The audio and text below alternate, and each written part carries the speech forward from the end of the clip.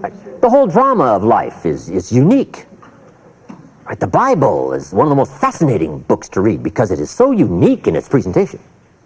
One story says, God and Satan were chatting away one day. Now, see, I wouldn't have thought that. Isn't that unique? And they're chatting away, and looking down on what's going on the earth. Now, see, that's unique. I thought, how often do they get together and chat and talk about all this stuff? I don't know. But the drama of the story is absolutely fascinating. I mean, it's unique. And on this particular occasion, the story says, God got to bragging about one of his favorite people, Job. And he got to saying, Job, he's my favorite friend. Job, he's the greatest, he's the richest, he's the most powerful, and I'm taking good care of my friend Job. And he kept saying, Job.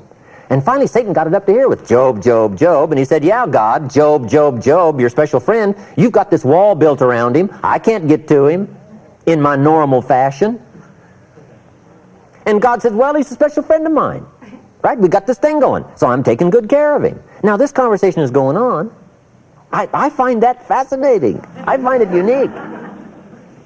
And finally, in the scenario of the story, Satan says to God, I tell you what, God, if you were to take that special wall of protection down from around your special friend, and if you were to let me at him, I promise you in a short period of time, doing my specialty, he will curse you to your face and then die. God said, you're out of your mind. He would never do that. Not my special friend.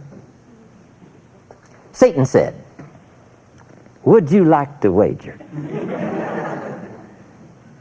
Wow. Isn't that fascinating? God says,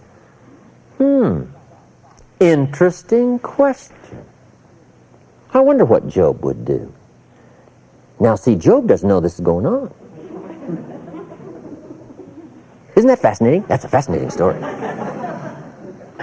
Finally, according to the scenario of the story, unbelievable, God went for the bet. And he had just one requirement. He said, just one thing. Satan said, what's that? God said, well, you can't kill him.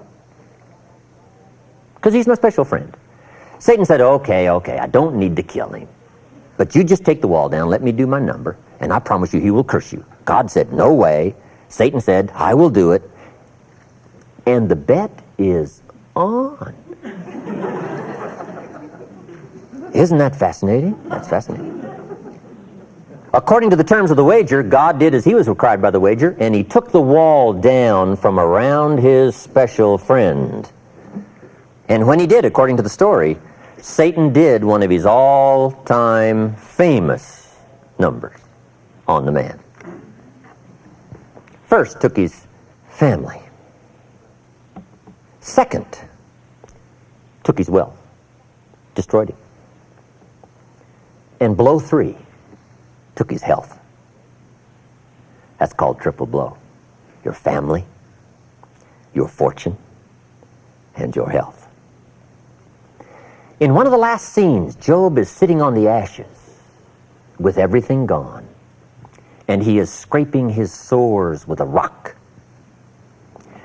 And his wife comes along, and she's observed all of this scenario, God forsaking his special friend Job.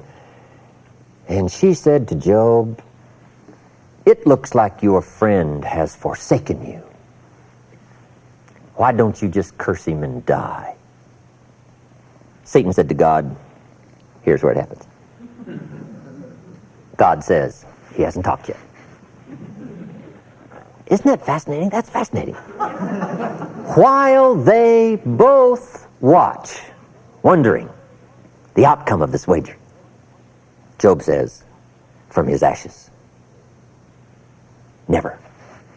I will never curse my friend. God said, I knew it. I knew it. And he picks up the bet. 10-1 or whatever it was, I don't know. It doesn't say what the wager was. Isn't that fascinating? Now, the rest of the story says God did make it up to his friend, Job. And when you play these kind of games, you do have to make it up.